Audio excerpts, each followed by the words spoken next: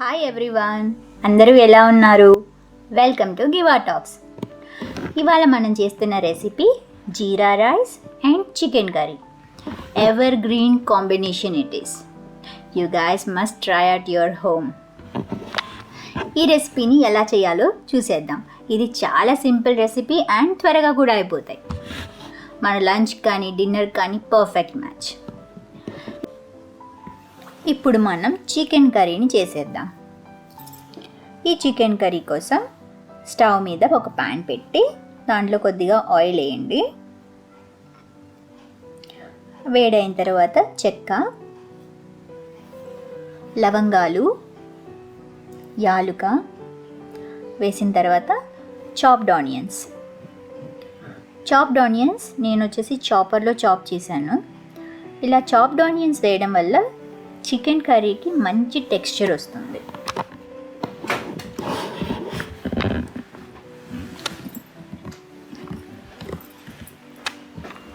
ఒక green chilli వేయండి, just flavour కోసం మాత్రమే.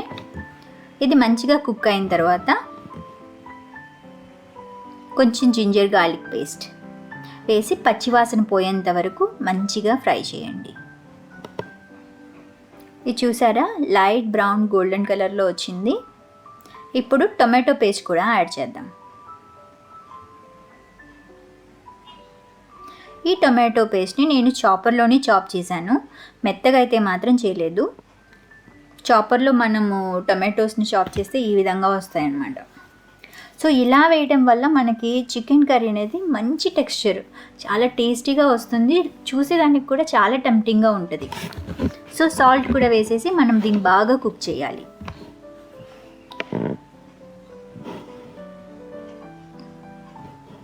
ఆయిల్ సపరేట్ అయ్యేంత వరకు దీన్ని చక్కగా కుక్ చేయండి. చూసారా, ఆయిల్ అనేది చక్కగా సపరేట్ అవుతుంది.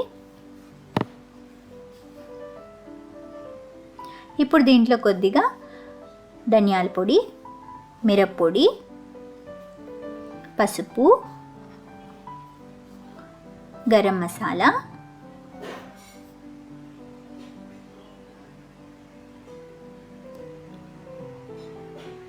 చికెన్ మసాలా.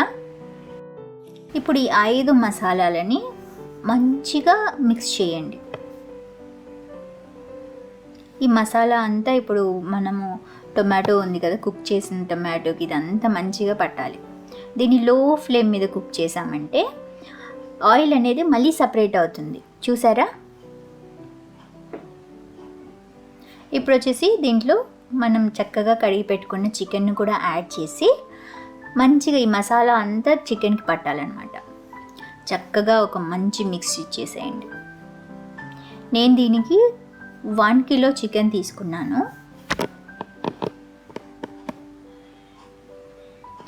సో ఇలా చక్కగా మిక్స్ చేసి మసాలా అంతా చికెన్కి చక్కగా పట్టాలన్నమాట. మీకు సాల్ట్ ఒకసారి ఇక్కడ చెక్ చేసుకోండి. సో దీన్ని ఇప్పుడు లో ఫ్లేమ్ మీద కుక్ చేయాలి. ఎందుకంటే చికెన్లో ఆల్రెడీ వాటర్ ఉంటుంది కదా, సో ఆ వాటర్ మోస్ట్లీ కర్రీకి సరిపోతాయి. ఒకవేళ మీకు ఎక్కువ కొంచెం కర్రీ కావాలనుకుంటే కొద్దిగా వాటర్ యాడ్ చేసుకోండి. అంతే, చికెన్ కర్రీ ఆల్మోస్ట్ రెడీ అయిపోయింది. దీన్ని లో ఫ్లేమ్లో పెట్టి మనము ఇంకో స్టవ్ మీద పెట్టి కుక్ చేసేద్దాం. మీన్వైల్ మనం ఒక పక్క జీరా రైస్ని కూడా ప్రిపేర్ చేద్దాం. సో 2 ఒకటేసారి కుక్ అయిపోతాయి. సో ప్యాన్లో ఇప్పుడు కొద్దిగా ఆయిల్ వేసి కొంచెం నెయ్యి అనేది ఆప్షనల్, మీకు కావాలంటే వేసుకోండి.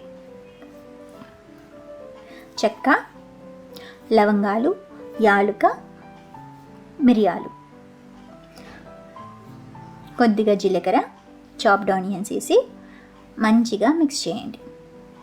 ఇవి లైట్ కలర్ మారిన తర్వాత గ్రీన్ చిల్లీ యాడ్ చేయండి. గ్రీన్ చిల్లీ ఎందుకంటే మనం దీంట్లో రెడ్ చిల్లీ పౌడర్ యాడ్ చేయము, అందుకు గ్రీన్ చిల్లీ. కొద్దిగా జింజర్ గార్లిక్ పేస్ట్ కూడా వేసి మంచిగా పచ్చివాసన పోయేంత వరకు ఫ్రై చేయండి. దీంట్లో కొద్దిగా పుదీనా, కొత్తిమీర కూడా వేసి ఒకసారి మిక్స్ చేసి ఇప్పుడు వాటర్ యాడ్ చేయాలి.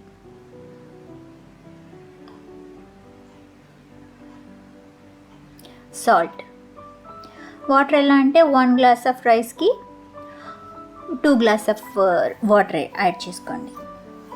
ఇక్కడ చూసారా, 2 స్టవ్స్ మీద ఒక పక్క చికెన్ కర్రీ అవుతుంది, ఒక పక్క జీరా రైస్ అవుతుంది. సో ఇప్పుడు వాటర్ బాగా మరిగిన తర్వాత రైస్ యాడ్ చేసుకొని కుక్ చేసుకోవడమే.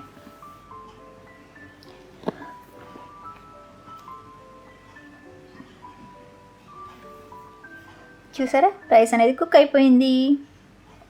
జీరా రైస్ ఈజ్ రెడీ.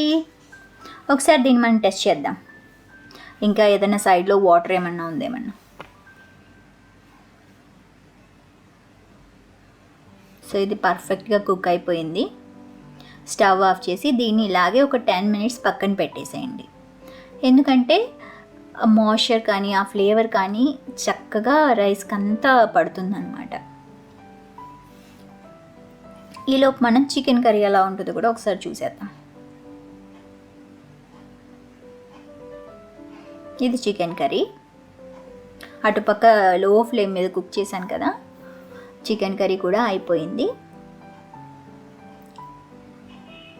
చూసారా, మీకు వాటర్ కావాలంటే మీరు కొద్దిగా వాటర్ యాడ్ చేసుకొని కుక్ చేసుకోవచ్చు. అంతే, yummy yummy jeera rice and chicken curry ready.